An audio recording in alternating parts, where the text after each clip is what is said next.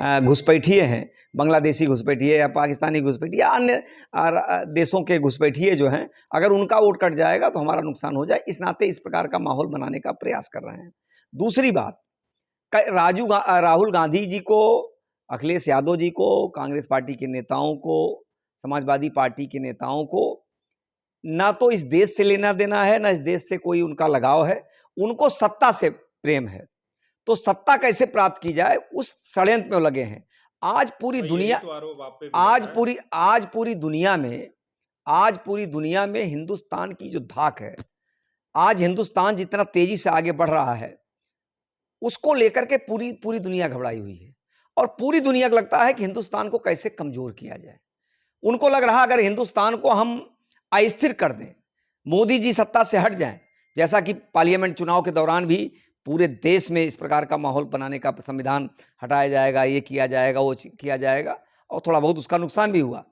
उसी प्रकार पूरी दुनिया के लोगों को लगता है कि हिंदुस्तान को कमजोर किया जाए, यानी मोदी को कमजोर किया जाए। अब मोदी कैसे कमजोर होंगे? तो कांग्रेस पार्टी के नेताओं को पकड़ा जाए, समाजवादी पार्टी के नेताओं को पकड़ा जाए, इनको सत्ता चाहिए। तो इनको लगता है कि तरह तरह का भ्रम फैला करके, तरह तरह का झूठ फैला करके हिंदुस्तान में अस्थिरता पैदा की जाए, उस दिशा में काम कर रहे हैं। कहीं न कहीं एक अंतर्राष्ट्रीय साजिश है हिंदुस्तान को कमजोर करने के लिए, प्रधानमंत्री जी को कमजोर करने के लिए, और उस साजिश के शिकार समाजवादी पार्टी और कांग्रेस पार्टी के नेता हो रहे हैं।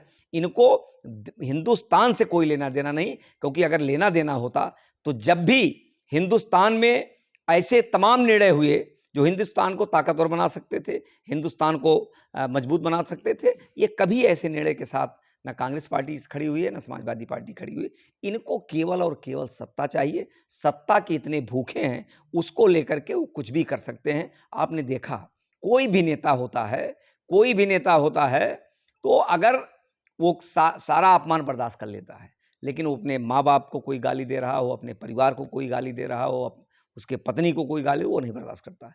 लेकिन अखिलेश यादव जी को आपने देखा, लोग कहते हैं यादव के हैं, यादव के हैं, यादव के हैं। हमको नहीं लगता है कि किसी यादव, जो अपनी पत्नी नहीं हुआ, अभी कुछ दिन पहले एक मौलाना ने उनकी पत्नी के ऊपर अभद्र टिप्पणी की, जिसकी निंदा हम सब ने की, लेकिन अखिलेश यादव की जबान पर ताला लग गया, जबान खुला नहीं। समाजवादी पार्टी के कोई नेता कोई आंदोलन नहीं किया। तो मैं ये कह सकता हूं कि जो अपनी पत्नी नहीं हुआ, वो यादव समाज का क्या होगा, वो उत्तर प्रदेश का क्या होगा, उत्तर प्रदेश के लोगों का क्या होगा। इनको केवल सत्ता से मतलब है। ये सत्ता के लिए केवल इस प्रकार का भ्रम फैला रहे हैं कि जातियों में लोगों को बांट करके पीडीए का नारा दे रहे हैं। आप कल्पना करिए, क्या अगर इलाहाबाद की घटना में पूजा पाल ने, वहां पर जो उनके पति की हत्या हुई थी और ऐसे दोषियों को जो सजा मिली, उस पर अगर उन्होंने उत्तर प्रदेश सरकार की प्रशंसा कर दी, मुख्यमंत्री जी की प्रशंसा कर दी, तो उनको पार्टी से निकाल दिया। वो पीडीए का हिस्सा नहीं है क्या?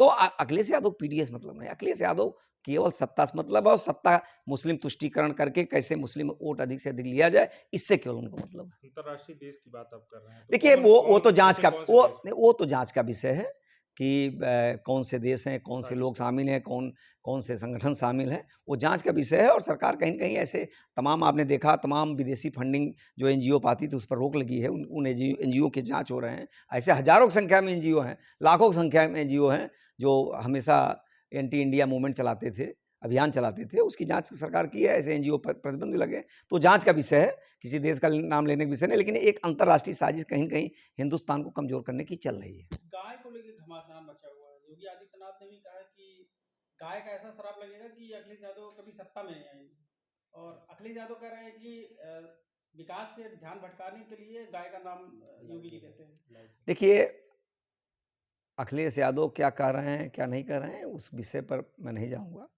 मैं केवल इतना कहना चाहता हूं कि अखिलेश यादव को ना तो पीडीओ से मतलब है, ना यादव समाज मतलब है, ना गरीब से मतलब है, ना किसान से मतलब है, ना पिछड़ों से मतलब है, ना दलितों से मतलब है। उनको केवल सत्ता से मतलब है। सत्ता प्राप्ति के लिए वो किसी हद तक जा सकते हैं, जिस दिशा में अखिलेश यादव जा रहे हैं आगे। अच्छा, 1980 में सोनिया गांधी का वोटर कार्ड बन गया था दिल्ली से, और 1983 में उनको नागरिकता मिली, और वही लोग अब इसको मुद्दा बनाए। देखिए, मैंने कहा कि इस विषय पर हमारे पार्टी के सीनियर नेता श्री अनुराग ठाकुर जी ने एक विषय रखा है, उसका जांच चुनाव आयोग करेगी। कहीं न कहीं कांग्रेस पार्टी, मैंने कहा ना कि एसआईआर के तहत जो वोटर लिस्ट की समीक्षा की जा रही है, उनको इससे कोई लेना देना नहीं है, वो भ्रम फैलाने का काम कर रहे हैं। महाराष्ट्र में वोट उन्होंने कहा कि वोट बढ़ा दिया इसलिए घट गए, हार गए। यहाँ वोट कट गया इसलिए, अब फिर प्रेस कॉन्फ्रेंस में कह रहे हैं कि इनका 2 जगह वोट है, ये जीवित हैं, इनका वोट कट गया, ये मर गए, इनका वोट कट गया। तो यही काम तो चुनाव आयोग कर रहा है, वोटर लिस्ट को सही करने का काम।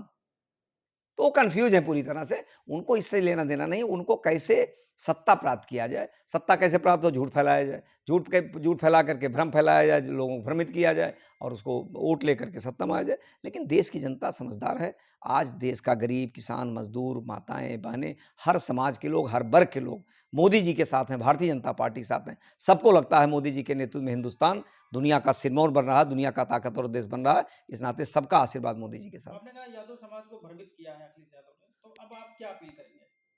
मैं तो कहूँगा कि यादव समाज को भी आज समाजवादी पार्टी और अखिलेश यादव के बारे में विचार करना चाहिए कि जो अपने पत्नी के अपमान का बदला नहीं ले सकता, जो अपने पत्नी के साथ नहीं खड़ा हो सकता है, वो यादव समाज का कितना भला कर सकता है। इस नाते यादव समाज बड़ी संख्या में भारतीय जनता पार्टी के साथ है।